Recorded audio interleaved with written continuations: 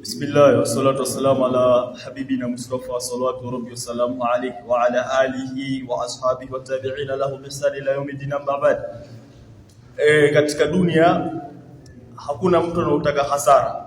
Yaani ukiambiwa kwamba katika biashara fulani kuna hasara, kila mara kila mtu jitahidi hasara kama ile au kukimbia. Lakini masikitiko ni kwamba sisi tunaambiwa kwamba katika dini yetu kuna hasara ambayo kwamba Mwenyezi Mungu ameweka wazi yani. Ikiwa utakuwa katika sehemu fulani utapata hasara, lakini hakuna mwenye kukimbia hasara kama ile. Mwenyezi Mungu Subhanahu wa Ta'ala katika Qur'an ameapa kwa suratul Asr, akisema wal asr, akapa kwa zama za alasiri, na hii ni kuonyesha umuhimu wa wakati kama huu. Alasiri, Mtume sallallahu alaihi wasallam amesema kwamba mwenye kuacha kuswali swala ya alasiri kwa jamaa, basi mtu kama huyo apata hasara kama vile aliyepoteza familia yake ama aliyopoteza mali yake. Yaani kama kuna kitu imekushughulisha wewe ukaacha kuswali swala ya faradhi alasiri, basi upata hasara kushinda au upata hasara kubwa sana ikhwani fillah. Akasema illa alladhina amanu, akasema innal insana la fi khusr, hakika mwanadamu, bi maana hii ni sampuli zote za wanadamu, akuwe ni mwanamume, akuwe ni mwanamke, akuwe ni mtoto ambao kama amebaleghe umri wake bado uko chini, ama akuwe wote vile mzungu, wote wa katika hasara.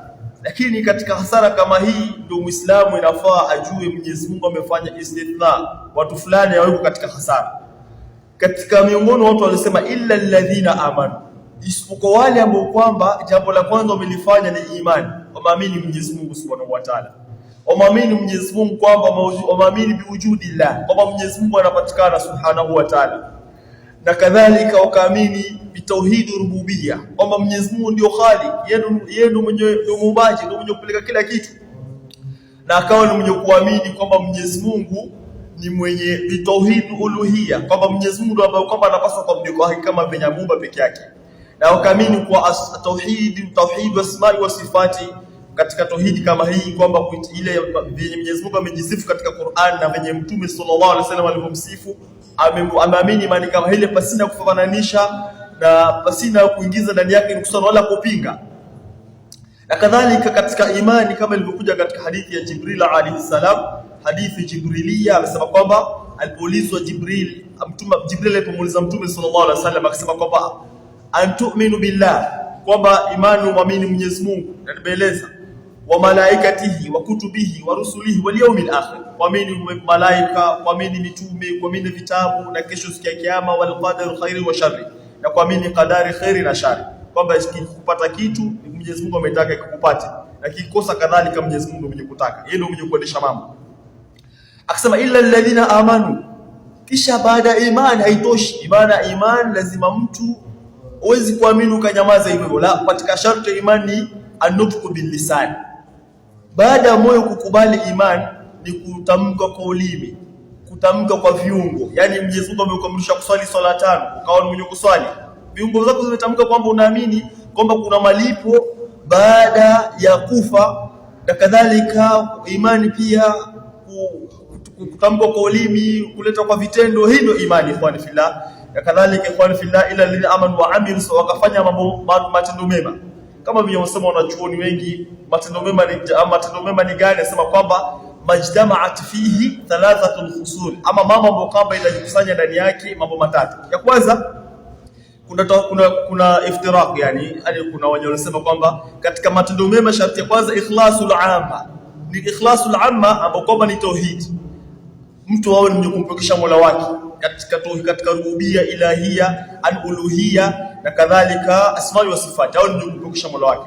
Na katika la pili ni kwamba mtu wengine wakisema kwamba ikhlas ambao kwamba ni kuna ama na ikhlasu khasa ambao kwamba ni ikhlasi ambao kwamba sisi tunaijua, ikhlasi ya kufanya ibada kwa ajili ya kutaka radhi za Mwenyezi Mungu, haujataka sum'a kwamba ujulikane, waliyadhu billah, wala haujataka malipo wala hujataka chochote isipokuwa ridha Allah huwa ghayatuka, radhi ya Mwenyezi Mungu ndio ambao kwamba ndio upeo wako. Malengo yako kubwa ni kutaka radhi ya Mwenyezi Mungu, Mwenyezi Mungu akuridhika kitendo chako cha swala. Akadhalika wakasema kwamba ya tatu ni mutaba, kufanya kitendo kama venye Mtume sallallahu alaihi wasallam alivyofanya.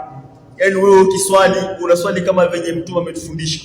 Ukifanya ibada yako ibada kama ile ikiangaliwa katika hadithi ama Qur'ani ipo kwamba Mtume sallallahu alaihi wasallam amekuwa ni mwenye kutufundisha namna ya kufanya ibada kama ile, wala hujakuwa ni mwenye kuzua katika dini ya Allah subhanahu wa ta'ala, waliyadhu billah. Ukawa ni mwenye kujikambali na mambo ambayo kwamba ni bid'ati, mambo ya kuzushi na nini, ukawa ni mwenye kufuata mutaba katika kila kitu. Ikhwan fillah, nasema hiyo ndio masharti ya matendo mema, illa alladhina amanu wa amilus salihat watawasaw bil haqq, wakawa ni wenye kuhusiana katika mambo mema, katika mambo ya haki. Na katika mambo ya haki huwezi kunusia mimi jambo la haki wakati wewe mwenyewe katika batil, waliyadhu billah. Haiwezekani hiyo, mpaka wewe ujitahidi kwanza uwe katika haki, ndipo ukija kunusia mimi katika jambo la haki nikubali. Kwamba kwa sharti la kwanza jambo la haki lazima mtu ajiangalie, je, wewe katika haki, kabla wewe kuja kulingana mimi wewe katika haki. Kwa hivyo na katika jambo la haki pia wanaangalia marafiki gani unaokana wao. Ukikana rafiki mzuri atakusia katika jambo la haki, ukana rafiki mbaya mpotovu atakuwa mkusia katika haizi kuokoa wakati ambapo mambo utakuwa na njia koma. Lakini ukana rafiki mzuri atakwambia hili jambo ni ovu, achana nalo. Kwa hivyo tawasau bil haqq wa tawasau bis sabr, wakawa ni kuhusiana katika jambo la kusubiri. Ukiangalia hii taratibu zote ndio taratibu pia da'wa na ndio taratibu ya Uislamu, kwamba jambo la kwanza ili mtu atoke katika hasara imani, kitu ya pili au ni kufanya matendo mazuri, fanya kabla hujaambia watu wafanye. Mwenyezi Mungu akasema ya ayyuhalladhina amanu lima taquluna ma la taf'alun, mbona nyinyi mnazungumza mambo ambayo kwa maneno yafanye, waliyadhu billah. Kwa hivyo katika jambo la kwanza ni imani, kisha utekeleze yale ambayo kwamba Mwenyezi Mungu amekuamrisha. Kitu jambo la pili kuhusiana katika mambo ya haki, na kubwa zaidi la haki ni tauhidullah, kisha ibada zingine kuhusiana katika mambo ya swala na mambo ya kuacha mambo ya upuzi. Na kadhalika itahitajia subira wakati ambapo kwamba utafanya da'wa. Kuna watu ambao kwamba shayatinu nas, mashaitani wa shayatinul jinni watatukia wote wataka kupiga vita. Kwa hivyo wewe kama Muislamu siku zote nafaa uwe umejiandaa kukutana na watu kama kupambana na hao shayatinu nas wa shayatinul jinni, wakati ambapo kwamba utakuwa unalingana watu katika haki wa kuja kuzuia, na wewe nayo uko tayari kujiandaa kupambana na watu kama hawa. Wabillahi tawfik.